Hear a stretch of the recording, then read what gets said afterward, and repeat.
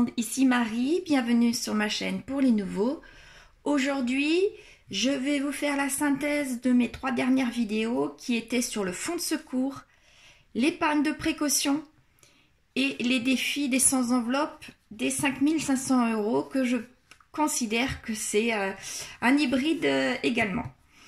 Donc je vais présenter cette synthèse de la même façon que les 3 autres vidéos précédentes, c'est-à-dire qu'est-ce que c'est, quand et pourquoi le faire, comment le construire, quel montant,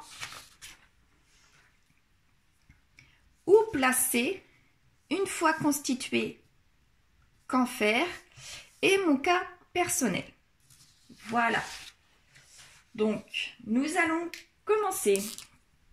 Donc, en premier, qu'est-ce que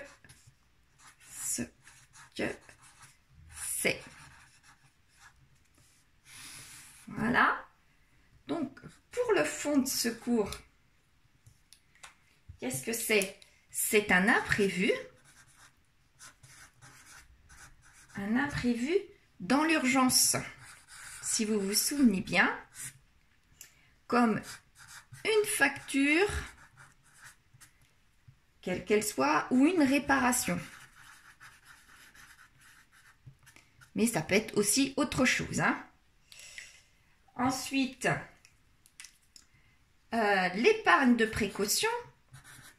Ça, qu'est-ce que c'est ça, l'épargne de précaution? C'est aussi un imprévu, mais plus sur un accident de la vie.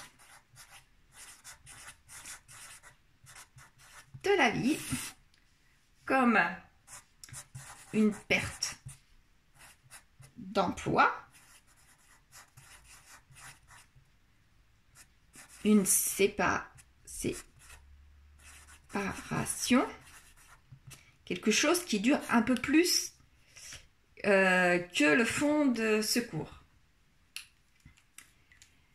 Et le défi des sans enveloppe, ou le 5050, là, ça c'est prévu. C'est pour juste se constituer un petit pécule en plus, comme un achat de voiture,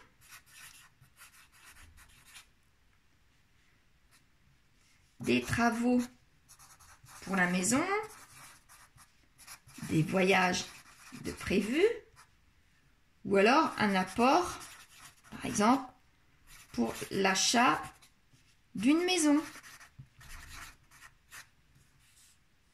Voilà. Donc, c'est différent. Là, c'est bien imprévu, mais dans l'urgence.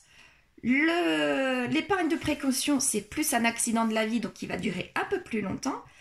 Et les 5050, c'est pour se constituer un petit pécule.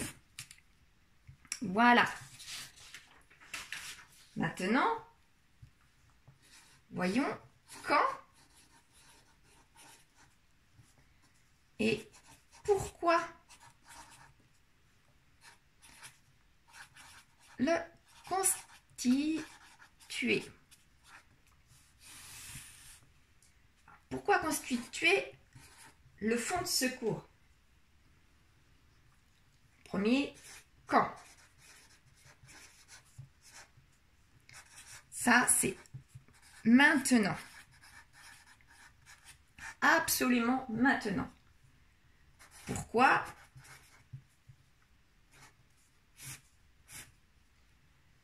Pour ne pas avoir recours en urgence, pas avoir recours au découvert ou au prêt à la consommation. Parce que si on est dans l'urgence, automatiquement il va falloir sortir l'argent qu'on a besoin. Par exemple, une facture de réparation d'une voiture, faut bien que la voiture soit réparée. Et donc du coup, le garagiste, lui, il va vouloir avoir son argent, soit la totalité maintenant, soit échelonné. Mais si c'est une facture qui monte à 1500 € et que notre salaire est de 1200 ou même 1500, ça fait une facture de notre salaire. Donc c'est impossible de donner la totalité au garage s'il ne veut pas faire de facilité de paiement. C'est impossible de donner l'équivalent de notre salaire au garagiste. Mais quoi qu'il en soit, la facture, faut qu'elle soit réglée et la voiture, faut qu'elle soit réparée. Donc, la solution, c'est soit d'être à découvert ou de prendre un prêt à la consommation pour pouvoir régler le garagiste. Mais ce n'est pas une solution, autant avoir ce fonds de secours pour pouvoir payer cette facture. Moi, je sais ce qu'il en est, puisqu'il a fallu que je règle 2 fois en fin d'année avec 2 mois suivants consécutifs des factures de garagiste. Et donc ça, c'était en octobre et novembre, ou novembre et décembre, je ne me souviens plus. Et au mois de février, rebelote, il a fallu que je donne encore 600 € au garagiste.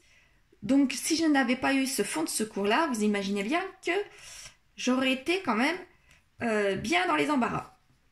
Donc ce fonds de secours-là nous évite d'être à découvert ou prendre des prêts à consommation. Pour l'exemple de la voiture, les garagistes en général sont assez conciliants pour payer en 2 ou 3 fois, mais si la facture est de 1500, payer en 2 fois, si on a un salaire de 1500, malgré tout, ce sera mission impossible. Donc, il faut avoir cet argent-là de côté pour les urgences. Pour l'épargne de précaution maintenant, quand le faire? Donc là, maintenant,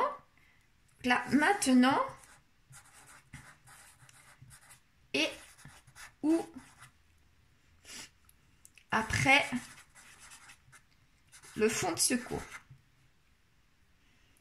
Donc, vous avez 2 solutions. Soit vous constituez la totalité de votre fonds de secours et après vous attaquez sur l'épargne de précaution. Ou alors vous êtes bien avancé sur votre fonds de secours et vous pouvez commencer votre épargne de précaution. Et lorsque le fonds de secours sera terminé, tout mettre l'argent dans l'épargne de précaution. Là, comme je vous disais, c'est un accident de la vie. Donc, il faut malgré tout avoir cet argent-là. On ne sait pas ce qui peut nous arriver. Une séparation d'avec le papa de nos enfants assez brusquement, ou même sur quelques semaines. Il faut se reloger, il faut quand même continuer à payer les factures qui nous est propres et aux enfants. Il faut se remeubler. Il faut, pour certaines personnes, acheter une petite voiture. Quoi qu'il en soit, il faut payer l'électricité, l'eau, les téléphones, ce genre de choses-là. Donc, quoi qu'il en soit, cet accident de la vie va faire qu'il va falloir quand même continuer à payer ces factures, quelles qu'elles soient. Donc, une fois que le fonds de secours est terminé, il faut, quoi qu'il en soit, commencer l'épargne de précaution. Donc ça, le pourquoi, c'est pour ne pas emprunter encore. Donc là, comme c'est un plus petit montant, une facture d'une, comme je vous disais tout à l'heure, d'une réparation de la voiture, mais ça peut être tout simplement le lave-linge qui tombe en panne. Donc là, du coup, c'est dans l'urgence, mais on peut essayer de se débrouiller. Là, c'est un montant qui est forcément plus important. Donc, on n'a pas envie d'emprunter aux proches. Je sais que certaines personnes peuvent avoir recours. Ou un prêt à la consommation, quoi qu'il en soit. Là aussi, certaines personnes peuvent avoir recours au prêt à la consommation. Donc, si on a déjà cet argent-là qui peut nous dépanner sur quelques semaines ou sur quelques mois, on n'a pas besoin d'emprunter à qui que ce soit. On se débrouille, quoi, finalement. Ça nous embête de sortir cet argent-là, mais c'est bien pratique puisqu'elle est là. Donc, quand, pour les 5050, là, c'est quand le fonds de secours est OK. Quand il est terminé, quoi qu'il en soit, sur ces trois choses-là, il faut que le fonds de secours soit fait avant d'attaquer autre chose. Et que l'épargne de précaution soit au moins commencée. Parce que là, vu le montant, on peut considérer que que ça peut être une épargne ou qui peut aider pour si on a de l'argent ici, on peut malgré tout, s'il nous arrive un problème dans la vie, cet argent-là peut aller dans l'épargne de précaution, quoi qu'il en soit. Mais il ne faut pas que ça remplace l'épargne de précaution. C'est du plus. Mais moi, je considère que c'est tellement important comme montant qui peut être, malgré tout, avec l'épargne de précaution, il peut s'imbriquer dedans si on en a besoin. Quoi qu'il en soit, c'est le fonds de secours en priorité, après l'épargne de précaution et le défi des 5050. Ça peut être considéré comme une épargne ou comme un défi, tout dépend de notre situation, quoi, finalement. Donc, maintenant, voyons comment on peut les constituer, ces épargnes. Comment les construire? Donc, le fonds de secours. Le fonds de secours, c'est pas compliqué, c'est tous les mois, on met de l'argent. Donc, cet argent-là, soit on met un montant fixe.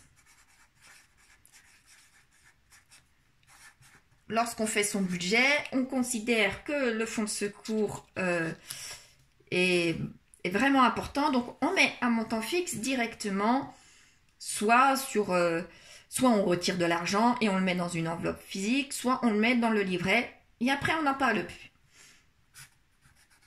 Soit une rentrée, il peut être construit avec une rentrée d'argent exceptionnelle, comme les primes ou un remboursement, etc. Ça peut être totalement autre chose, hein, à partir du moment que c'est une rentrée d'argent qui arrive. Et comme je vous disais,